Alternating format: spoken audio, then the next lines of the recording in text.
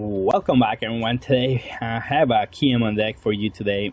As I wanted to just test out this car, really. I saw someone send me a list recently, and I wanted to test the car. I don't think the car is that good, to be honest. At least not for Kiam. I mean, I think it's kind of a bait, but I still wanted to play it out. Just change the deck a little bit. I would definitely not play it in my last, like the latest build that I would do. I just wanted to test it out. I changed Odin, like notable mentions here. I changed Odin to 4, and I'm playing Law at 3 instead of the 7 drop. I think Law is just better all around right now. It's able to just swap cards back and forth. Since I'm playing 4 Rises and 4 Kikus, his effect is very relevant, and he's still really good with Waterfall.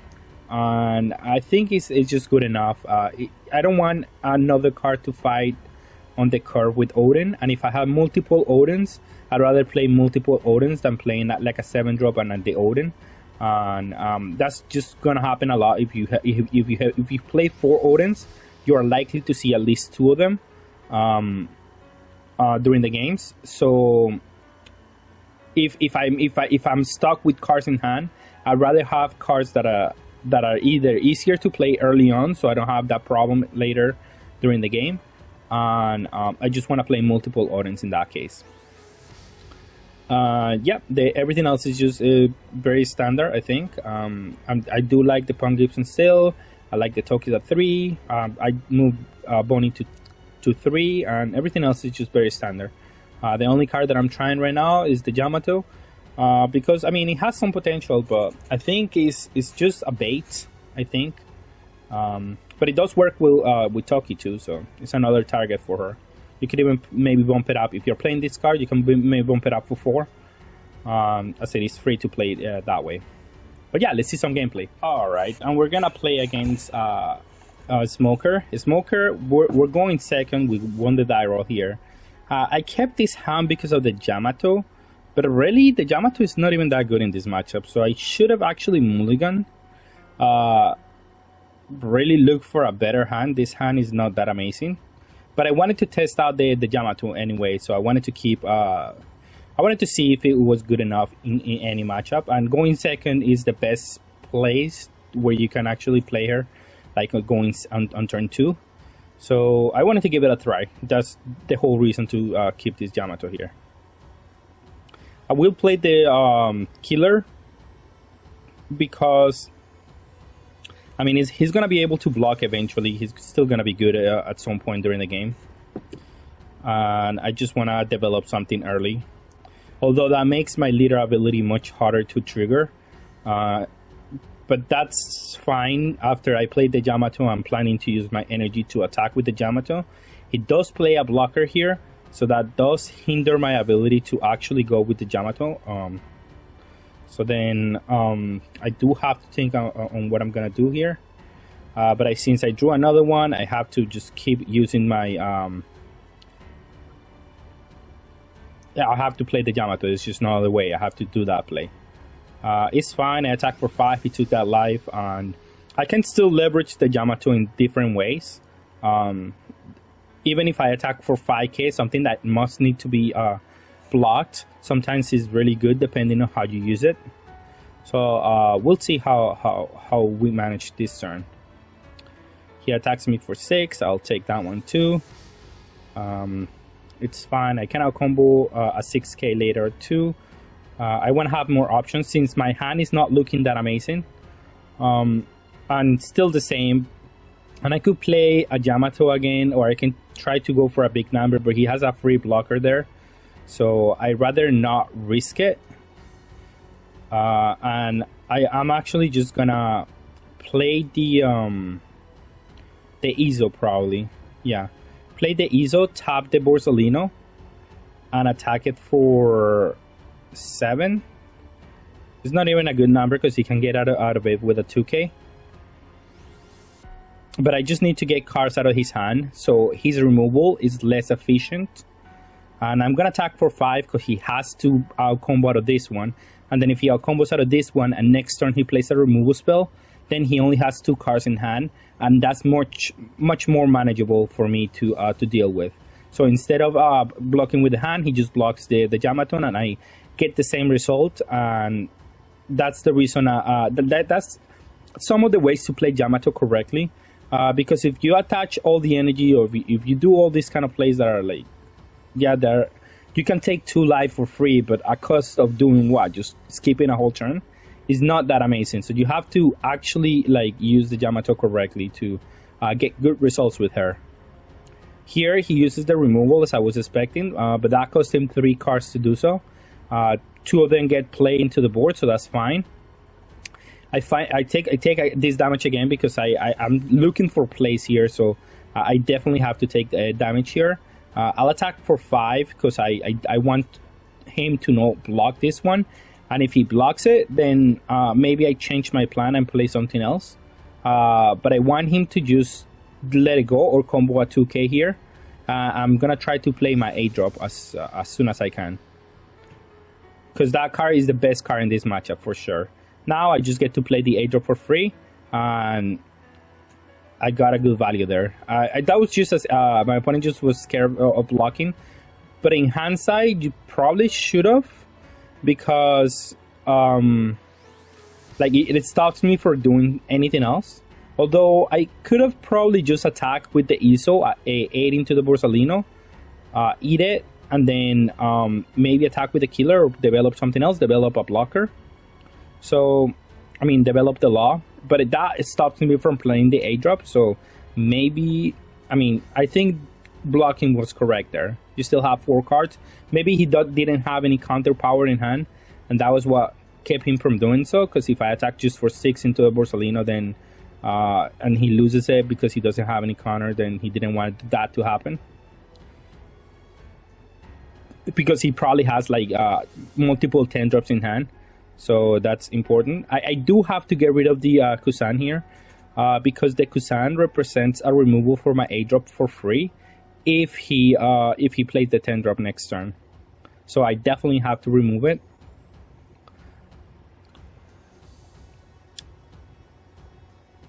Okay, so he blocked it. That tells me the next play that he's gonna do is the 10-drop. So I have to remove it. Like, this is a turn where I have to do it. There's no in between. I have to remove that card because it's too much. If I let it leave, he's just gonna remove my 8-drop for free, and that's not something that I can afford for it to happen. Like, he can remove my blocker, or he can remove my Yamato for free with the 10-drop. That's fine, but not the 8-drop. The 8-drop has to cost him some cards to remove it. And I'm able to remove the 4, and now I'm able to kill the Kobe, and I have pressure here in my board. They're either going to act as blockers, or they're going to act as, my ISO did enough this game where it just attacked, it tapped, it did a lot, and it just blocked like a 5k attack. So it just did enough for the game. Here, I'm attacking for 5 now. He takes it, okay, then I'm attacking for 8. And I'm gonna play another one because the worst thing that can happen is him having removal. Any sort of removing my 8-drop, and then I don't have a win condition anymore, which is what I need with this Odin dual attack here. So I do have to play the second one.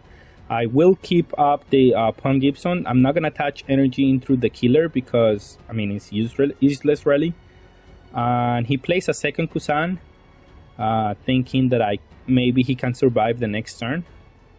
And I'm thinking I could go for value cards that he has to remove. But I think he's approaching that like the end of the game here, and I can play based on what my opponent is doing. See what he wants to do. And those have 5 cards, so I mean, if all of them are 2k, it's gonna be hard for me to go for game. But here I am gonna use my Pawn Gibson as I want to. My opponent didn't attack with the leader. That's something I wasn't expecting. But as I was saying, I want to use my all my energy next turn. So keeping up 2 for Pawn Gibson is gonna be difficult. But I drew another one. So depending on what my opponent does, on how the turn develops, then I'll reconsider my options here. Then attack for 7, attack for 7.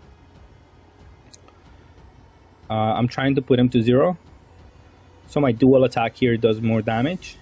He does combo out of this 7, but I'm not gonna attack it for 9. If he has to combo here, then I untap him and attack for another. I was probably not gonna attack for like the whole number. I'm just gonna probably attack for 9. All right, and we have Kiemon mirrors.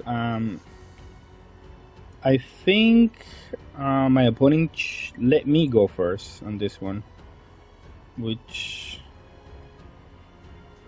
I mean, it's not ideal really. And I start with a good card here, the Momosuke, as he just cycles and it forces him to attack the card. He uses an energy to attack the Momo, but I assume he has an Okiku here. I'm fine with that.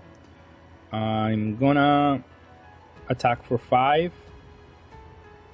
He takes it, okay, and then I'm gonna play the Yamato. This Yamato is very vulnerable here, but I needed to use it as a kind of distraction for him to attack it with the Okiku, and then instead of developing something else, like for him to like spend a lot of energy trying to kill it, because it could be like a threatening card for him if he's not removed. So I wanted to use that so I can buy myself some time. And I get the Paradise out of life, and I'm definitely gonna use it here to KO the Kiku, so I can keep pressuring the leader. And now he doesn't have one card, so he has to develop something or attack my Kiemon. He decides not to attack my leader. Maybe he wants to double strike me with the Yamato. And I'm gonna attack for 7 here, as I want to axe 2 cards out of his hand for sure. And instead of just like doing nothing else, I'm going to develop another Yamato probably, or I could develop the blocker and the Momo. Just do like more cards than he can attack, and then if he attacks my board, he's not attacking with the Yamato into my life. And that's some of the things that I want to do. I want to prevent him from doing anything. I made a mistake here. I should have used the leader to first before I searched with Yamato.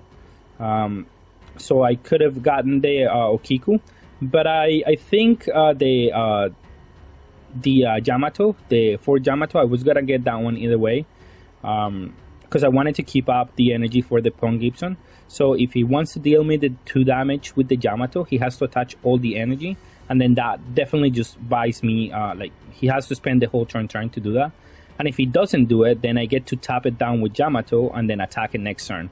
So here he plays the Drake, however, trying to develop more his board. I am okay with that. That's not like the biggest deal. If he attacks for 7, then I do have the Pong Gibson here, so I don't have to worry about anything.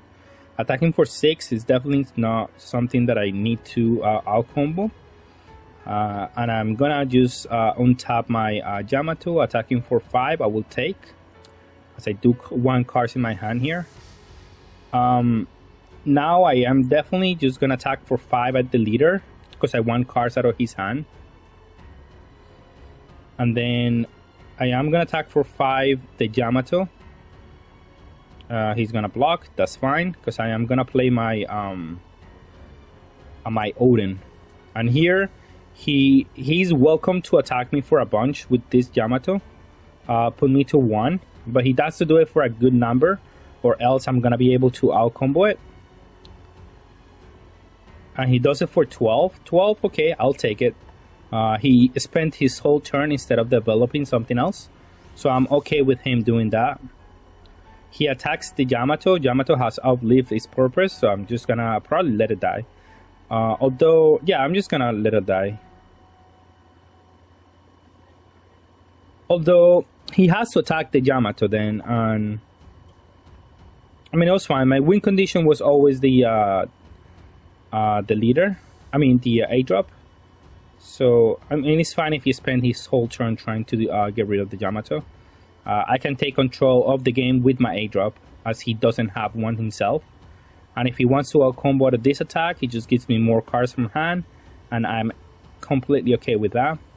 I guess he is trying to prevent me from playing two LDA drops, and I was not going to play another one. That would be kind of greedy, as I'm a little bit behind on board here, and I do want to play the Law here, as I want to cement my advantage by playing something that is hard to tap. And I could play the Killer, but I'm just gonna keep 2 energy up. I don't need to develop too many things for per turn, because I still have the A drop, and the A drop is just my win condition right now. I just have to make sure I don't die before any of that. And yeah, instead of having to chomp with the Law, I'm just able to use the Pawn Gibson here. And then it's like he took another turn off, although he's gonna play the A drop here. But I'm fine with this result, because I get to attack for 5. See if he wants to take it. If he out combos, that's fine still. I'm gonna attack with the 8. Okay, I'm gonna tap and attack with the 8. See if he wants to give me cards. If he takes this one, then I'm just going for a game with the Law. If he doesn't take it, then I have the blocker, and I can try to play defense next turn. Alright, and we're gonna have Kiemon versus Whitebeard. This matchup, I won the die roll and I chose to go second. That what's important in this matchup is to see the A drop, really. But I had a Momosuke, so I couldn't really pass that option away, as he's basically look at the top 5 for the A drop. And also I had the Yamato, which is a really good card going second, so I decided to keep this hand. I still have to find the A drop on. He did kill my Momosuke, so that's a little bit. But that's the thing with Momosuke here, because I'm able to use the ability. I get 5 cards deeper into the deck, and then now it's slightly more likely for me to find the A drop. So we were able to get there. I am gonna play my Yamato without value here, because it just is a 6k that is going to be able to pressure the leader. That's important. And here we were able to get a 2k out of my opponent's hand. So because he's comboing a 2k, that tells me he has a bunch of 2ks in deck, or at least in the hand.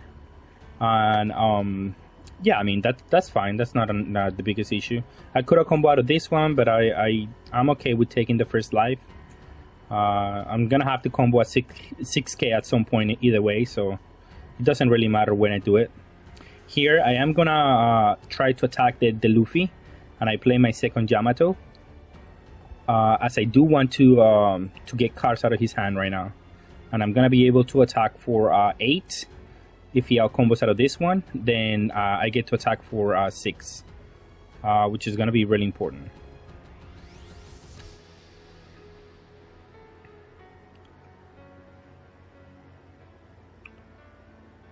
My opponent is really thinking here. He could have not sure. I mean, he either uses the guard point or he doesn't, or he can combo 2 cards. Then he has to give me another one.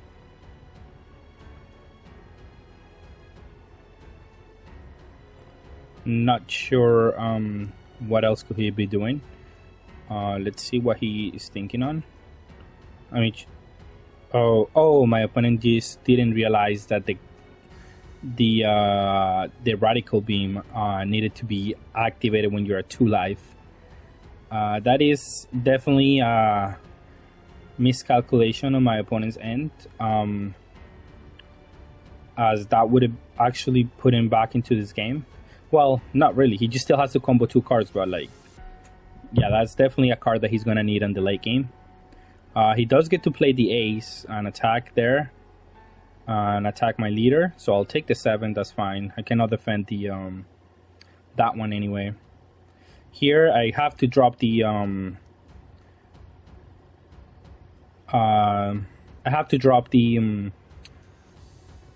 A drop as soon as possible, so I can have a win condition here.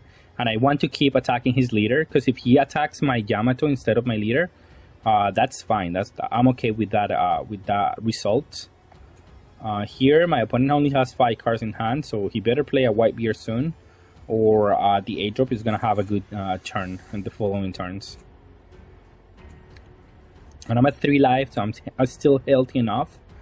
And I have a pseudo blocker here with the Yamato, because I mean, he has to attack it, and he has to attack it for a good number, or else I'm just gonna combo a 2k and then force him to attack it again for a good number. So let's see how my opponent plays this turn. 7 at my leader. Okay, I'll take that one because I don't want to combo out of that one necessarily. I have enough blockers in my hand to where my late game is gonna be good if I think my opponent was expecting me to defend that the 7. I mean, he should have attacked the other way, but yeah. Here I'll get to attack for 8. I want to get cards out of the hand. I want to make him worry to just go to 0, because I have a dual attacker that can just go for game. So yeah, that's what I wanted to do. So then I'm gonna attack for 8 again. If he wants to combo to that one, it's fine.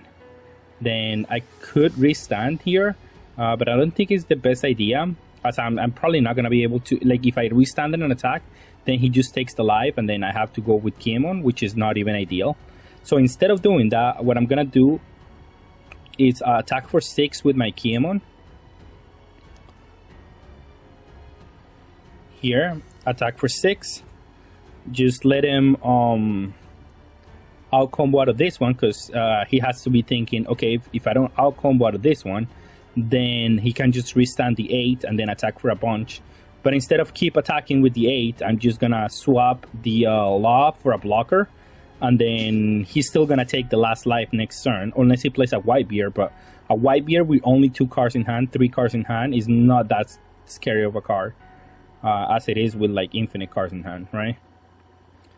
So, and I have 2 blockers still, so even if he does play the white beer, yeah, it's not like the biggest deal here. He attacks for 7. I block that one, and then 8. I could have done this a little bit better. I could have block and use the law, and then block with the leader actually. But I wanted to use the Pawn Gibson because I was gonna use all my energy next turn, so it's better to use the Gibson here.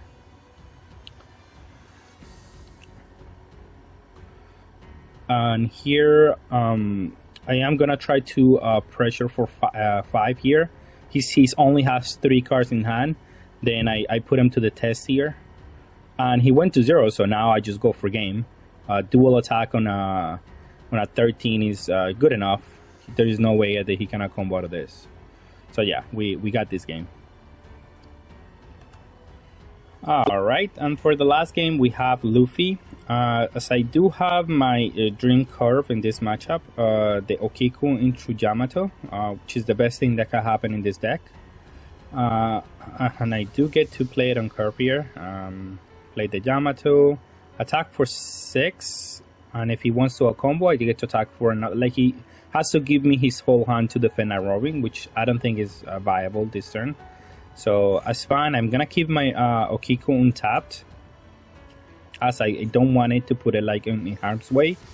I want him to attack me directly, and that's fine. Now I won't take any more life, but now I get to just destroy the Nami for free, and that is just great.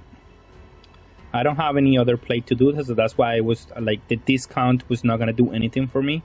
And I attack for 5 because I'm telling my opponent, okay, if you combo out of this one, then you have to combo out of at 7. And yeah, you might do that, but that's a lot of cards to protect, like just one card that is gonna die eventually. And I attack for 6 because I'm able to just overwhelm him here, playing a Momo, getting another card, and then playing a Raizo, being able to just develop 4 bodies, and all of them need to be removed. And he has to develop something, and at the same time trying to destroy my cards on board. So I'm pretty ahead right now, and I have equally as many cards in my opponent hand, but my board is infinitely better. So I think the best thing that he can do is attack my Momosuke, as it is probably the only one that can die. If it was gonna poke, then it was absolutely better to just poke with the it was just better to get rid of the Momosuke, because I got rid of a 5k that I can get back with my Momosuke. So really just didn't do anything there. I drew the A drop. I could draw it, but let's get just some value out of the cards that I have on board, and then just trying to cement some of the value that I have. I'm just gonna tap the Brook. I'm gonna attack it with the Raizo. I'm gonna ask my opponent if they want to keep defending it. And then I'm gonna attack for 6 or 7. Attack for 6, yeah. Because if he wants to block it, then I get to attack it for a bunch. And if he doesn't, then I'll attack for 7. He still has to block it, and then I'm gonna play a blocker and put a defense on my board here. Now I'm pretty confident on what's happening right now.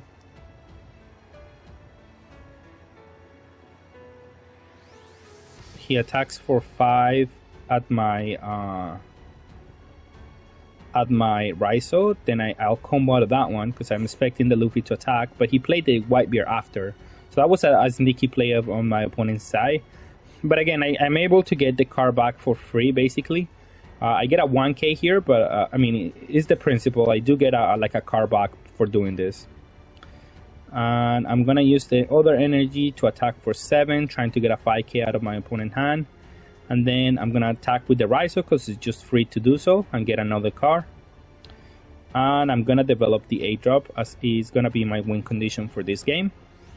Now that I see that he's playing 9-drop, if he start playing back-to-back 9-drops, I do need something to just stop that train from going off. And in the meantime, I do get value out of the cards that I have on board. He has a Nami here right now. He gets the Jet Pistol. Yeah, Jet Pistol. So he can clear a little bit of my board here for sure. But I have already developed my 8-drop, so that's just the win condition that I need. Unless he has Otama Jet Pistol, it could be an issue. But I do get something else in return, and he doesn't have the buff of the leader if he does that. So, I mean, there is downsides to everything here. Instead, he's going to attack the for 6. Well, him attaching energy here tells me that he doesn't have another 9-drop. So then I am more freely to block with the blocker. 7, I'm definitely gonna try to block because I do want him to attack with the Luffy. So I can attempt to go for game next turn. He does the Jet Pistol here. What else? He gets to KO something else for free.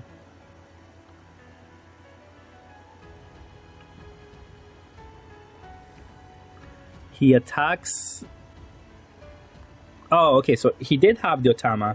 So there's an argument for him to do the Otama Jet Pistol and attack. Like, I would have 2 bodies on board, but they were not like big enough to actually go for game. I do have enough cards to like set up a turn, like a 2-turn kill eventually. But I think that was his best play. So Otama Jet Pistol, the 8-drop, I get a card for free. Yeah, sure. But you're able to clear some of my board, and it's not gonna be that easy for me to just go for game. Attack for 11. Maybe I should have just attacked for the 8th for the regular value, so I can go more with Kim on here. But that's fine. Again, my win condition is having a tapper, having multiple tapper in this case. And if he does remove my 8-drop next turn, I mean, I'm at 3 life, so I'm not scared of ever dying here next turn. And if he does kill my 8-drop, I will be able to get a Okiku, and Okiku will tap any kind of blockers for next turn, and I'm gonna just go for game next turn. And I have multiple tappers in my hand, so I can still do that effect next turn. So if he spends all his turn trying to get rid of the 8-drop, I can still get through and attack for game next turn. And only with 4 cards on hand, it's kind of difficult for him to just get out of whatever attack I do. Because with 2 attackers, I can easily do 7 into another big number, and then he will need like multiple radical beams at that point, and not even then is I'm probably able to just go for game next turn either way. So I don't see a way that my opponent wins this game. I do want to bait him into like trying to go for game, so he has less energy to do anything in my turn, and I can just guarantee the game. So I'm gonna take the 10, of course, because I'm not gonna combo a 10 either way. So I'll go to 2 life. Then I'm gonna try to incentivize him into going for game. If he doesn't go for game, if he doesn't go for game, then the 8-drop will definitely go for game next turn. So again, I'm trying to let him just push so I can either defend the 8-drop if he does all the energy here with something, or if he attacks double attack with Nami, that's fine. I cannot combo that either way. I have too many cards in hand. So he goes 6. So again, I'm just trying to bait him into attacking with the Nami for dual attack, because I know I cannot combo her.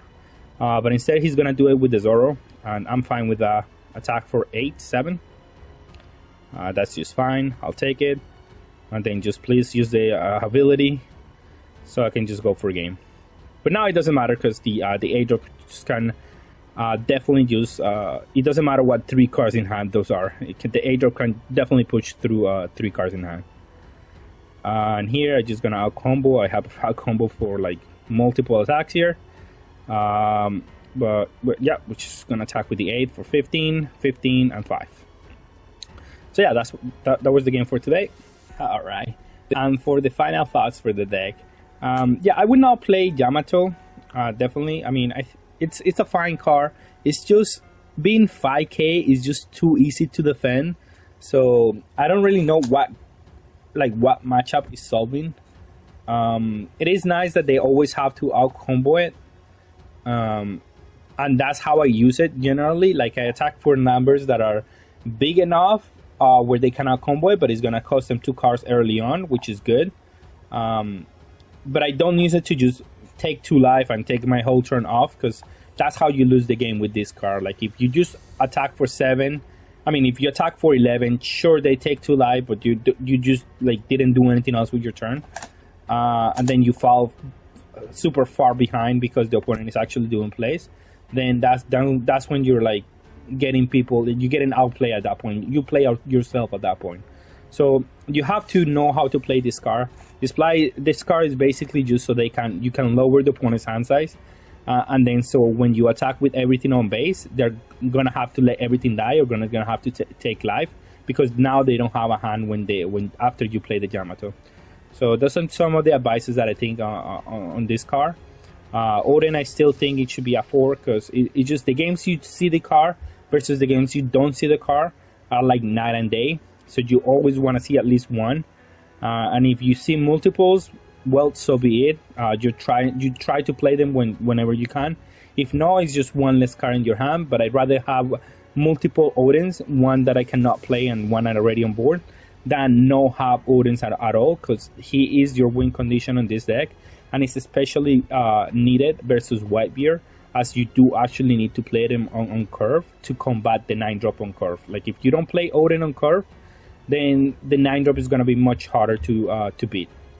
So you have to just keep that in mind when you're playing this deck. With that being said, thank you all for watching. Have a good day.